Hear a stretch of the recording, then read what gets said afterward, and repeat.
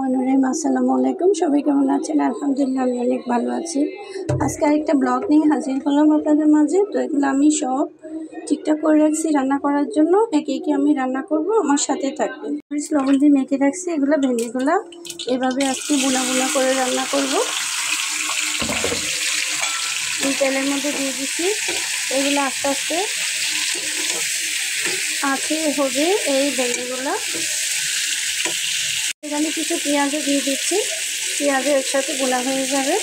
রান্না করবো আলু, পেঁয়াজ, গরম মশলা এগুলো একসাথে বোনা করে ফেলতেছি। তারপরে আদা রসুন বাটা দেবো। ভেন্ডিগুলো কি অবস্থা হচ্ছে, এভাবে ভেন্ডি রান্না করলে আপনারা একদম শুকনো ভাত দিয়ে সাদা ভাত দিয়ে অনেক ভালো লাগবে। আমি এখানে আদা রসুন বাটা দিয়ে দিচ্ছি,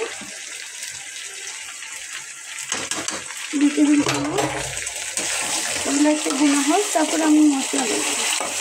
তো এখানে আমি বাকি উপকরণ দিচ্ছি, 1 চামচ হলুদ দিচ্ছি, আর ধনিয়ার গুঁড়া দিচ্ছি 2 চামচ, আর 1 চামচ লাল মরিচের গুঁড়া দিচ্ছি, আর পরিমাণ মতো লবণ দিচ্ছি। এগুলো কষা হোক।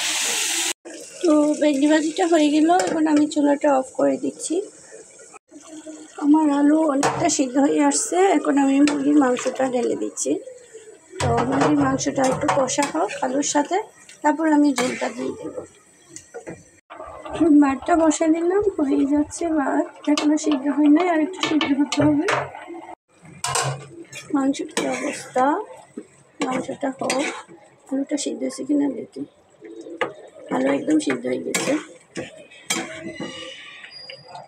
একটু ঝোল দিয়ে দেবো, সামান্য পরিমাণ দিয়ে দিছি, এটা হয়ে যায়। ভাতও হয়ে যাচ্ছে আস্তে আস্তে।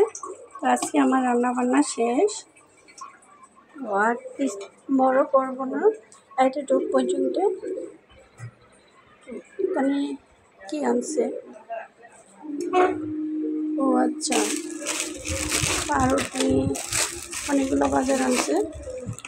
তেল, তারপর চিনি, জিরা, চা পাতা, তুষার কল, এইগুলো বাজার থেকে আনা গেছে।